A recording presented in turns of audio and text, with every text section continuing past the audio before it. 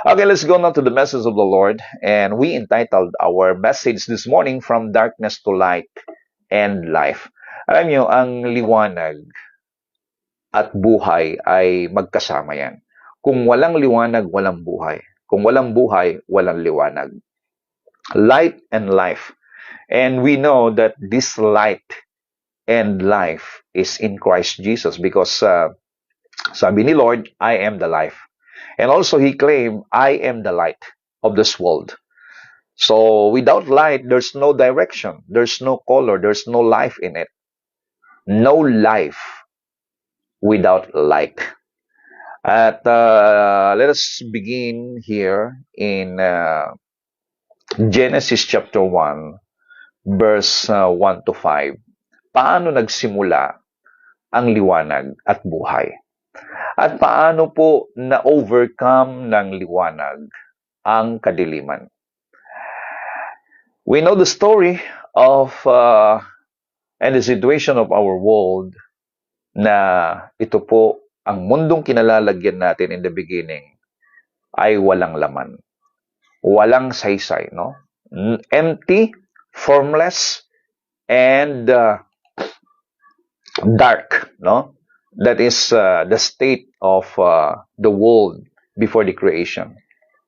Walang anyo, formless, walang laman, at puno ng kadiliman. There is no life in it.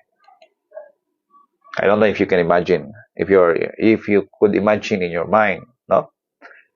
The situation of this world. Walang nabubuhay kahit isa. Tapos walang anyo. Genesis chapter 1 verse 1, nang pasimula ay nilikha ng Diyos ang langit at ang lupa. In the beginning. Alam niyo ba na doon po sa Hebrew Bible, doon po sa in the beginning God created. Before the word created, nandoon po yung alpha. The word alpha, ito po ay sa Hebrew word nakasingit po yung word na alpha. At alam po natin na ang alpha, the beginning, is no other than Jesus Christ. Hindi po natin nakikita dito sa English Bible natin, saka sa Tagalog Bible natin. Pero dun sa Hebrew ay nandun po yung Aleph or Alpha. Okay? And Jesus Christ claimed that He is the Alpha and Omega, the beginning and the end. Ang ibig sabihin ng Alpha and Omega is the beginning. Without the Alpha, there's no beginning. The word na Genesis, that is beginning. At ang verse 1 ng Genesis chapter 1 is in the beginning. So it speaks about, the creation. And this creation ay hindi naganap kung wala yung Alpha, kung wala si Jesus Christ. Kaya nga po, kailangan nating makilala ang Panginoon ng mas malalim. Hindi lamang po siya hindi lang natin siya makilala na para bang nagsimula lang siya nung siya po ipinanganak ni Mary. No? Kundi, even before the foundation of the world, our Alpha and Omega, our King of Kings and Lord of Lords, our Jesus Christ was already there. No? Nagmanifest lang siya sa flesh during the time nung ipinanganak po siya ni Mary. No? Okay? And in verse 2, ang lupa ay walang anyo at walang laman. At ang kadiliman ay sumasa ibabaw ng kalaliman. Could you imagine, ito po yung kalagayan po ng mundo. Walang anyo, walang laman, walang nabubuhay, at kadiliman ang sumasa ibabaw ng kalaliman. O darkness. Darkness. Alam niyo na nagkaroon ng darkness po sa Egypt. Ang sabi po ng Biblia, walang makagalaw. Kahit na kabisado nila yung loob ng bahay nila, hindi sila makagalaw, no? Talagang banging kailalimang puno ng kadiliman. That's the situation, no? the world, walang saysay. Pero ito po, nagsimulang kumilos ang banal na espiritu at ang espiritu ng Diyos ay sumasa ibabaw ng tubig. Okay, sa kadiliman, mundo na walang anyo at walang laman, kumilos po ang banal na espiritu. Ang espiritu ng Diyos, the Spirit of the Lord, hovered, no? Kanya pong nililiman ang mundo. Now, nandiyan na po ang espiritu ng Panginoon na kumilos. At pagkilos ng banal na espiritu in verse 3, at sinabi ng Diyos magkaroon ng liwanag. So dito po, nagsimulang magbigkas ang Diyos nang gusto niyang makita nung kumilos ang banal na espiritu. So in other words, sa mundo na walang laman, walang anyo, at puno ng kadiliman, walang nabubuhay, kumilos po ang Diyos. Sa pamamagitan ng Espiritu Santo, it moves upon the surface. It hovers upon the surface. Kumilos. At dito po nagsimula yung creation. Pumasok po ang liwanag. Nagbigkas ang Diyos, let there be light. The word let there be doon is be it. O kaya ay kumilos or pumasok. Yan ang ibig sabihin, no? Be it. Let there be. Kumilos, pumasok ang liwanag. At nagkaroon ng liwanag. At nakita ng Diyos ang liwanag na mabuti at inihiwalay ng Diyos ang liwanag sa kadiliman. Now, we're going to talk about this light that God command to enter in to the world that is full of darkness, formless and empty world. Bakit yun ang unang pumasok? Ito po yung napakahalaga na maintindihan po natin. Bakit ito ang unang pumasok? Okay? Now, before we proceed, isinalaysay po ni John kung paano po nagsimula ang lahat. At saan nagsimula ang ating Panginoong Hesukristo. Okay? Ngayon, ito po yung napakalalim na kapahayagan kay John. Sabagat nung si Matthew ay kanyang sinalaysay sa nanggaling ang Panginoon, trinace po niya, galing po siya sa bloodline ng mga hari. Kaya si Jesus ay hari. No? Si Luke naman, si Dr. Luke, ang trinace niyang pinanggalingan ng Panginoong Jesucristo at galing siya kay Adan. So, ibig sabihin, siya tao. Okay? Pero si John, nung kanya pong isinulat yung pinanggalingan ng Panginoon, ito po'y kamangha-mangha. Napakadakilang kapahayagan na kailangan maunawaan ng lahat, lalo na yung mga Iglesia ni Cristo na tao lang ang pagkilala nila sa Panginoon. Tao siya, no? In the sense na He came to save the world. No? Kailangan niya maging tao. At nagsimula yung pagiging tao niya nung pinanganak siya ni Mary. But here, napakalinaw at napakaliwanag. From the very beginning, He was there. Actually, ang dami nga niyang sinabi na bago pa man si Abraham, ako na. No?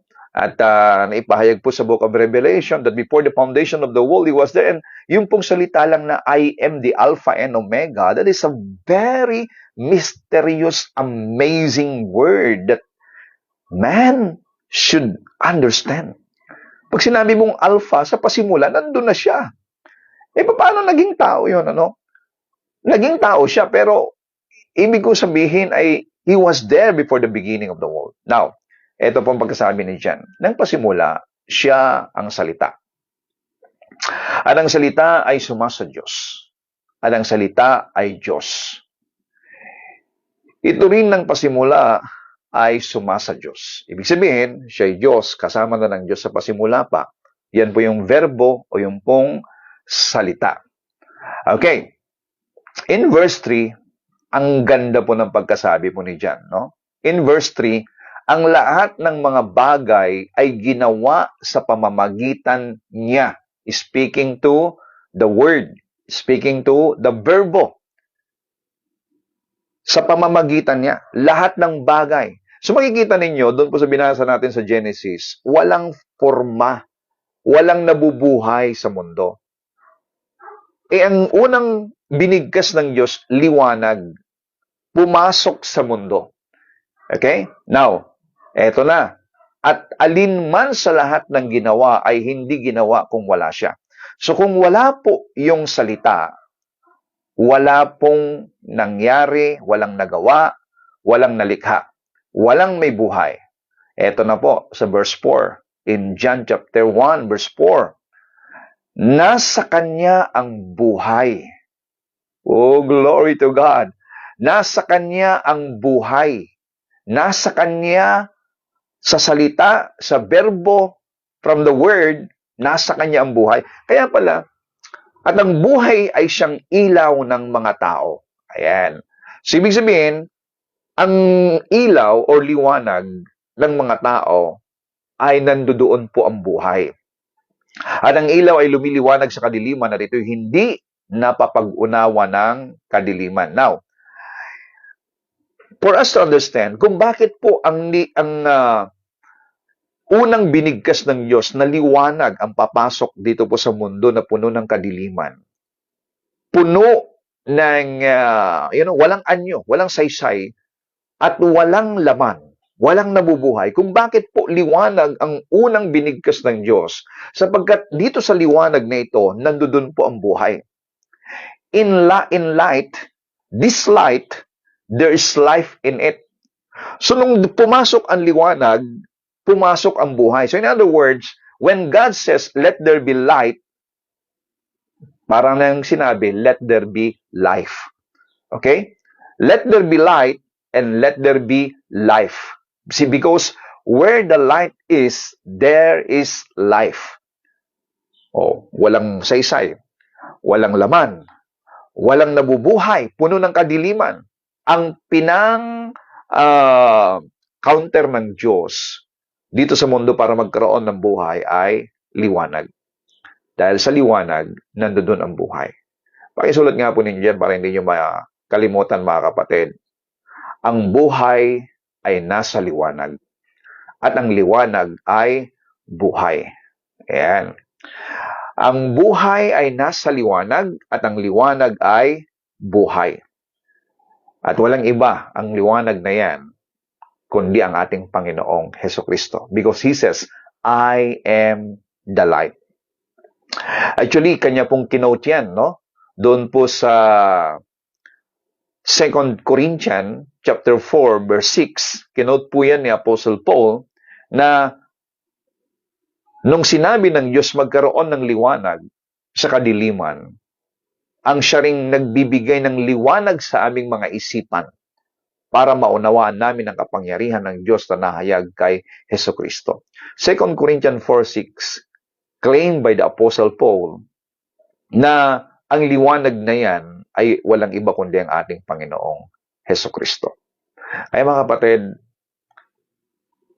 to counter darkness sa mga walang buhay sa buhay po natin, we need light to enter in. Because when light enters in, life will comes in. Kung papaanong ang mundo ay nagkaroon ng buhay nung pumasok ang liwanag, ganun din naman, mga kapatid. Pagpasok ni Jesus sa ating buhay, magkakaroon ng buhay ang buhay natin, magkakaroon ng direksyon ng buhay natin, magkakaroon ng kulay ang buhay natin. Okay? Alam nyo, yung sinabi doon sa verse 2 na ang lupa'y walang anyo at walang laman, at ang kadiliman ay sumasa ibabaw ng kalaliman, at ang Espiritu ng Diyos ay sumasa ibabaw ng tubig. No? This condition perfectly describes the human heart before Christ. Ang taong walang Kristo sa kanila pong buhay ay puno ng kadiliman. Katulad ng mundo na walang anyo, walang laman at puno ng kadiliman, ganyan din naman ang puso ng isang tao na walang Kristo, walang liwanag, walang Jesus, walang buhay sa kanila pong buhay. Kaya itinuturing ng Diyos na patay ang isang taong wala si Kristo sa kanila pong buhay. Spiritually dead, no? We are, or people are in spiritual chaos, spiritually dead, spiritually empty, spiritually separated from God, without form, empty, and lost in the darkness of sin. Kaya, kung paanong nabigyan ng buhay ang mundo, nung pumasok ang liwanag, pumasok ang Panginoong Yesus, ganyan din po. Walang buhay ang taong hindi pananahanan ng liwanag, pananahanan ng buhay. Kapag hindi pinapanahanan ng Panginoong Jesucristo, walang buhay sa Kanya. Empty, formless, and full of darkness, that is the life of man. And we cannot fix the chaos in our lives through our own strength, through our own way. Kahit natambakan mo pa yan ng mali-malitang pera o sako-sakong pera o kahit pa maging matalino at mag-aral ka sa lahat ng mga magagaling na mga sikat na universidad sa buong mundo, kapatid. And sabihin na natin, maring barangya, mag-ara ang lahat ng bagay. Sabi nga po ng Bible, what can a man profit if against the whole world and yet they lose their soul? Why? Why they lose their soul? Because there's no life in there. Hindi po makapagbigay ng tunay na buhay ang anumang bagay dito sa mundo. Ang tunay na buhay na pumasok sa mundo ay ang liwanag at yan ang Panginoong Jesucristo. Ganon din po sa buhay po natin. Kung walang pagpasok ng Panginoong Jesucristo sa buhay ng isang tao, kahit gaano pa karami ng karangyaan, karami ng kayamanan, kahit gaano pa kasikat yan, kahit gaano pa katindi yung taong yan, kapatid, I tell you, there is no life and there's no light in them. But darkness ang siyang lumalambong sa kanila pong buhay. I pray na lahat tayo na nakikinig ngayon ay meron po tayong hangarin na ipahayag ang liwanag na ito, ang buhay na ito, na pumasok sa puso ng bawat mga mahal natin sa buhay, kamag-anakan natin, mga kakilala at mga kaibigan natin at sa lahat ng tao na ating makikilala pa. I pray in the anointing of the Holy Spirit that the Lord will give every one of us that power, the boldness, and the wisdom to speak Jesus to all people. Because Jesus is the light and life that can wipe out darkness in the lives of everyone. No one can fix their life, the chaos in their life in their own way. No? Na kung paano po yung mundo, just as the earth was helpless to create itself, we are helpless to save ourselves without divine intervention. Pwede bang mundo tumubo lang, magkaroon ng sariling buhay? No. Mga kapatid, ang mundo na kinalagyan natin, kung hindi po pumasok yung liwanag doon sa verse 3 ng Genesis, hindi po nagkaroon ng buhay. Kahit anong gawin ng mundo, the world is helpless. The formless world is helpless. The empty world is helpless. Full of darkness world is helpless. Hindi niya kayang magkaroon ng buhay. Hindi niya kayang mag-produce ng buhay. So, ganun din mo ang buhay natin. We are helpless. We are chaos. We are empty.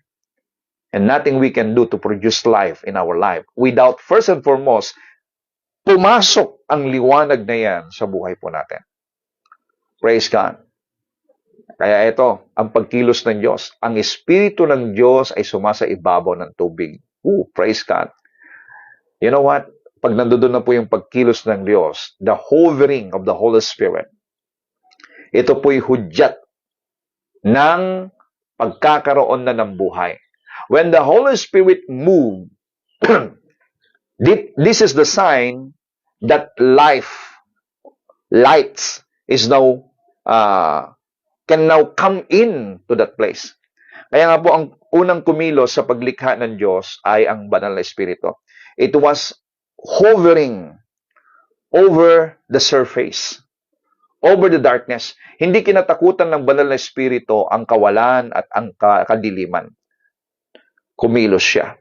At nung kumilos, sabay pumasok ang liwanag, ang Panginoong Jesucristo, ang mundo ngayon ay nagkaroon ng buhay. Well, wala pang nakikitang nabubuhay by that time on the first day. Wala pang nakikitang nabubuhay. Wala pang nakikitang kahoy, halaman, mga isda, mga hayop, tao, wala pa. Wala pang mga prutas, wala pang mga ibon, wala pang liwanag, wala pang bituin, wala pang araw, wala pa. Pero sabi po ng Bible, may buhay na. Kaya nga, dumating si Jesus sa buhay natin, maaring wala ka pang nakikita na nabubuhay, wala pang nakikita na financial breakthrough, wala pang nakikita na parang may sakit ka, hindi pa gumagaling, hindi nakikita mo na parang hindi pa naayos yung pamilya mo, yung mga anak mo parang ang gulo-gulo pa rin ng kanila pong mga buhay, parang wala nakikita ka pa rin, no? Wala ka pa rin nakikita na pagbabago. Pero once na pumasok na po ang liwanag, once na pumasok na po ang Panginoong Jesucristo sa iyong buhay, sa iyong pamilya, kapatid, you need to believe there is life in it. There is life in the world. There's life in your life now once you receive Christ Jesus. So, hudyat po yun. Nang pagkilos ng banal na espiritu, hudyat na ang buhay ay papasok na. Kaya mga kapatid, if you feel your life is in darkness, or without form and void, Jesus is the light that brings structure and meaning. Can you write it down? Jesus is the light that brings structure and meaning. Yan po ang kailangan ng buhay ng tao at yan po ang kailangan ng bansa natin. Yan ang kailangan ng mga taga-senado. Ayan ang kailangan ng mga namumuno. Ang ating presidente, ang ating pong vice-presidente, lahat ng mga tao. Kasi if you want to fix this nation with your own wisdom, with the wisdom of men, kapatid, gulo lang yan. Manggugulo talaga ang demonyo dyan. Allow Jesus Christ to enter in. And let's pray for that. Let us continue to pray for our nation. Let's continue to pray for our loved ones. Let's speak the move of the Holy Spirit. Kasi pag nandiyan na po yung hovering, pagkilos ng banal na espiritu, ito po yung mangyayari when we pray to them. No? Kaya nga po yung salita na lumalabas sa ating mga labi, yan lang po ang ating pong ipapahayag sa kanila.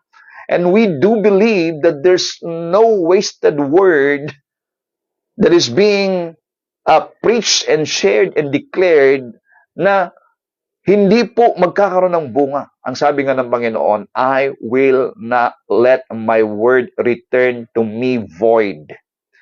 Hindi babalik sa Diyos ang kanyang salita na wala pong inayos na bagay. Walang iniligtas, walang pinagaling, na walang binigyan ng breakthrough ang buhay. No. Once the Word of God being preached, hindi po ito mapapawalang kabuluhan. Kaya tayo po'y patuloy na magpapahayag. Andiyan ang dahilan kung bakit ako'y patuloy na nagpapahayag araw-araw. Kahit walang nakikinig, I know that the Lord will move. God will not allow His word to return to Him void. Hallelujah. At ito po maganda. Once na ikaw ay nagpahayag, ang Espiritu Santo na kumikilos ang siyang magministeryo sa kanila. It's not our own wisdom, it's not our wisdom, it's not our galing. No, it's not our power, it's not because of our name na sila po ay mababago, mapapagpala, or magkakaroon ng bagong buhay, bagong puso. It's not our ability. It is the ability, the power, the anointing, the wisdom of the Holy Spirit that is hovering upon them, that when we speak the word to them, we speak Jesus to them, then doon po magkakaroon ng himala.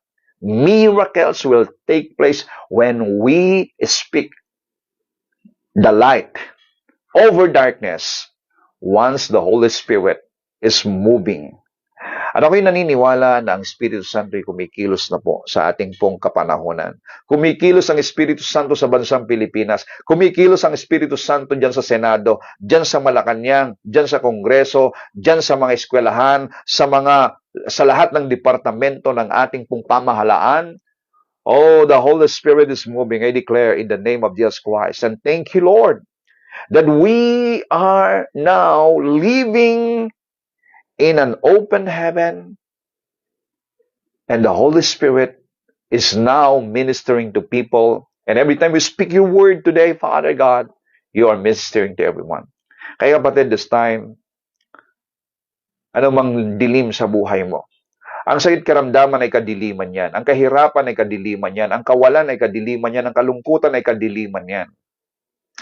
Ang conflict o pag-away-away ay kadiliman yan. Yung nangyayari sa ating bansa, kadiliman yan. Yung pong mga hindi pagkakaunawaan, yan po ay kadiliman. So, kung ang buhay mo ay puno ng kadiliman, ang bansa natin puno ng kadiliman, oh, right now, let us speak. Light enters into our nation. Enter into our Senate department, no? Sa Senado, sa Kongreso, sa Malacanang, sa buhay natin, sa pamilya natin, sa lahat ng komunidad natin, sa barangay natin, sa lalawigan natin, sa ating pong munisipalidad, pumasok ang liwanag. At sa iyong buhay. And when light enters in, He will wipes out darkness. Ihihiwalay ng Diyos ang dilim sa liwanag. At wala sa iyo ang kadiliman. I rebuke every darkness in your life right now, the darkness of sickness, the darkness of loneliness, the darkness of poverty, the darkness of depression, the darkness of worrying, the darkness of confusion, the darkness of rebellion, the darkness of addiction. I command to get out of your life right now, and I invoke the life and light coming unto you in the name of Jesus Christ. Father, thank you for the light and life of healing, the light and life of prosperity, the light and life of wisdom, the light and light of joy, the life and light of peace be upon this brethren right now in the name of Jesus Christ. I speak this. I command this to come unto you right now. Wholeness, salvation to your family, and prosperity, financial breakthrough, life and light coming to you right now in the name of Jesus Christ. Father, thank you. Thank you, Father, that it is Jesus who gives light and life unto us into our life. In Jesus' name. Amen, amen, amen. Hallelujah. Can you write it down, mga kapatid? Jesus is the light and life into my life. Yung light dyan, mga kapatid, at life, kasama po dyan yung wholeness, healing. Yan po yung salvation. Ang salvation kasi is not just eternal life. Salvation is sozo or soteria, na ang ibig sabihin ho ay nandoon po ang deliverance, wholeness, prosperity, healing, eternal life, shalom life, nothing missing, nothing lacking, nothing broken life. That is salvation.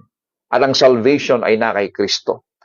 Siya ang liwanag na pumasok sa mundong magulo, sa mundong walang saysay, walang buhay, at puno ng kadiliman. Siya rin ang liwanag na pumasok sa buhay mo. Siya rin ang liwanag na nagbigay ng kagalingan sa iyo. Nag-alis sa iyo sa kahirapan ng buhay. Oh, the joy and the peace of the Lord be with you now, because He is the light and life. In Jesus' mighty name, amen and amen. Glory to God. Thank you so much everyone for joining Pastor Walter for this morning devotion, and sana po meron po kayong natutunan. And I pray that every one of us will continually unite our heart and our hands to spread out the good news of our Lord Jesus Christ. Patuloy nating ipahayag, kilalanin ang Panginoon Jesucristo from the very beginning until the end of our the Genesis to Revelation. Let us see Jesus Christ. Amen. And thank you for your prayers to the ministry of Ever-Increasing Grace Christian Church sa pangunguna ng inyong lingkod. And if God is touching your heart to be partner with us in spreading out the gospel, you can send any amount of love gift or love support sa ating pong GCash number. Yung pong CP number natin dyan sa ating caption, yan po ang ating GCash number. Any amount is very much appreciated. Your prayers is good enough. Your sharing of our videos is very good enough. And also, if God is touching your heart out of the conviction of the Holy Spirit, any amount is very much appreciated as a given love gift for the ministry. Thank you so much, everyone.